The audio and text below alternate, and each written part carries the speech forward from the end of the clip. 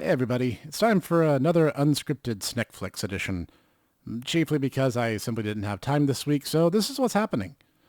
Today we're going to be talking about the Netflix adaptation of Green Eggs and Ham, of all things. And I know that sounds very strange, but don't worry, I will explain myself in full. To get started, the original book was written by Theodore Seuss Geisel, also known as Dr. Seuss. He's an award-winning cartoonist and prolific children's book author who has done far too many things for me to adequately have time to describe in depth in this video. And to be quite frank, most of the adaptations, with the exception of the earliest animated shorts that were literal just one-for-one remakes of the books themselves, have been really consistently terrible. The Lorax in particular stands out in my memory as being particularly awful and overly commercialized, which really ran counter to the entire thrust of that story, but that's not here nor there. Today we're talking about Green Eggs and Ham, because it came out of nowhere, nobody's really talked about it, and I watched it pretty much front to back because I couldn't stop. In short, it's a long-form adaptation of one of the shortest and simplest books ever written. 13 episodes seemed kind of like a lot for a book that you can recite in one breath, so my expectations weren't set really high going in, especially with somehow of those past attempts weren't all that amazing. But to start, the animation in this is out of this world. It has been a long time since I've seen animation this good, let alone in movies. And this is a series. This is a 13 episode series that has consistently amazing animation. And I dare say it gets better as the series goes on. They don't just blow the budget in episode one. It's really, really good. And it maintains that whimsical Seussian art style to it, where the characters are kind of these furry Muppet creatures, and the world, for example, like they were on a train at one point, and the train has loop-de-loops and all these structurally superfluous turns and wraparounds, and it looks like something straight from the books. It looks really, really, really good, like way beyond my expectations kind of good. The character animations are really smooth. It's bright and vividly colorful, just like you'd expect from something out of the Dr. Seuss universe. It is just a feast for the eyes. And there's one scene, and I'm not going to spoil it, there's this one scene kind of late in the series where everything's kind of dark. It's a night shot, and just all these colors unfold all at once. And my jaw actually dropped. I was really just blown away at how amazing this looks. I cannot say enough good things. A+ effort to the art team. Whoever you are, you know who you are. You guys are awesome. So let's talk about the audio next. And I'm going to start with my complaint. One of my two big complaints about the series, in fact. The title song, it's bad. It's really bad. It's this generic, lame, zero energy. I don't even know how to describe it. It's this acoustic guitar song that could have been written by anybody for any show anywhere out there, except that it's tonally inconsistent with the show, which has this kind of buddy trip adventure motif to it. So this kind of downbeat, da, da, da, da, da. So I was like, it could be literally any song.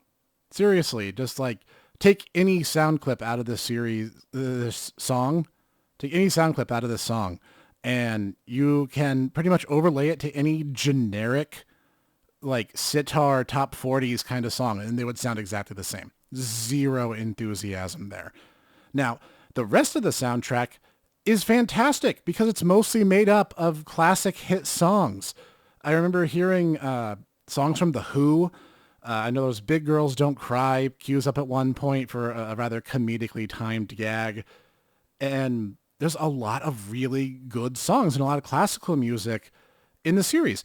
And so it's a little bit of a disappointment that the title song is bad, but you can skip that. It's not that big a deal, I guess. But the soundtrack as a whole is fantastic. And I have to say the voice cast is bringing an A+ game. Michael Douglas voicing Guy Am I, one of the lead characters, is fantastic in particular. He was kind of the standout, so I tip my hat to him in particular. Yes, let's talk about the leads now, because the story has two of them. First, you have Sam I Am, directly from the book, exactly as he looked there, and exactly kind of how I imagined he would sound. And of course, Guy Am I, who was the grumpy guy from the book, who didn't actually get a name in the original Green Eggs and Ham Seuss novel, I guess you could call it. I appreciate this attempt to keep very in line with how Dr. Seuss named his characters, so Guy Am I gets a thumbs up in my book. Guy is the grumpy Gus, like he is in the original novel, but at the same time, they actually go out of their way to give him legitimate reason. He's against trying new things because he's tried so many times over. He's an inventor, and his inventions keep exploding. And it gets to the point where he's failed so much and it hurts too much, so he doesn't want to keep trying. This is really good characterization, and it makes Guy a very likable protagonist. It works incredibly well. Sam is the extrovert of the relationship and the aggressively cheerful one. They actually go out of their way to give him good depth of character too. We learn that he's been through a lot and chooses to see things differently. And their difference in taste is obviously a recurring thing throughout the series, but Sam isn't exclusively badgering Guy over green eggs and ham. He brings it up whenever he can, and it is his favorite food, and he eats it a lot. Obviously, I mean, the series is named for the book that talks about the foodstuffs, but it's not exclusively what they talk about, and I think they did a really good job making Guy and Sam very three-dimensional. Acting opposite them is Michelle and E.B. And they kind of act as the distaff counterparts, though, in ways you might not expect, because Michelle is an overprotective and kind of overbearing mother, and E.B. is her daughter, who is 10 years old. That's actually the one character age that we get canonically confirmed within the context of the show, other than Guy and Sam are both adults. E.B. wants adventure and whimsy in her life, and she's willing to bend or break rules to get it. You actually see her in her very first scene. She's made up a makeshift fishing rod to try to capture a pan dog, this panda bear dog hybrid, from a neighbor's yard using cheese-stuffed bamboo. It's actually a very clever and whimsical scene that really brought the series to life. At first, I didn't really think these characters were necessary, and I kind of think that you really could have had the full series without them. But by the end, I was rooting for them and ended up liking them a lot. So ultimately, I enjoyed their inclusion, and I'm glad that they were there. And they really do make a good a grounding for the universe, kind of a baseline for how this crazy cartoon world works in the context of a more stable, established family relationship versus Guy and Sam, who are both pretty over the top in their own right. So let's talk about the plot, but I'm actually going to keep this one spoiler-free because the series is fairly new and still ongoing technically. So the show takes on a road trip buddy traveling film kind of setup. Guy and Sam end up in possession of this rare ostrich-like creature called a chickaraph, and they are pursued by the self-proclaimed bad guys, who are these two original characters, and you have the old, ready-to-retire Agent McWinkle and his sidekick, this newcomer Glunts, who is this entirely too energetic, really hyper girl who ends up being his sidekick. And the only real complaint I have with them is they clearly were trying to make Glunts very modern in her style of speech. And she ended up being actually really entertaining. I actually thought she'd be annoying and grating, but she wasn't. She was actually really funny. And she's the only character who speaks in that very internet meme kind of way. But she ended up being really entertaining every time she was on screens. So I guess this is one of those examples of what could have been a bad idea done in a really entertaining way. So I ended up enjoying their scenes, and they add a lot to the show because then you have this cat and mouse game with Guy and Sam being chased after and the bad guys always on their tail. So it ended up actually adding some pretty organic tension. Now overall, the story follows very true to the book. The episode titles themselves are also keywords taken from the original book. It follows themes of trying new things, even if you might not like them, because hey, you might. Sam continues his gluttony, and Guy kind of balks at it, and he enjoys oat mush dry with a spoon, which the series comedically and consistently refers to as the sad man special. Between all the events, between the heroes, the secondary characters, and the villains, it makes for this really great overview of this universe of Dr. Seuss. And you even get a lot of interesting cameos, like Fox and Socks shows up. There's a reference to one fish, two fish, red fish, blue fish, which is really great. Kind of dark for a kid show, I'll be honest. They kind of do that Muppet Show thing where there's a lot of zany cartoon whimsy, but at the same time, there's also jokes that adults will enjoy, and a little bit of dark comedy slips in, which I think was actually a good idea because I think it will actually give parents a good laugh to while they're watching it alongside their kids who are enjoying these kind of zany antics. So how does it stack up? It's good.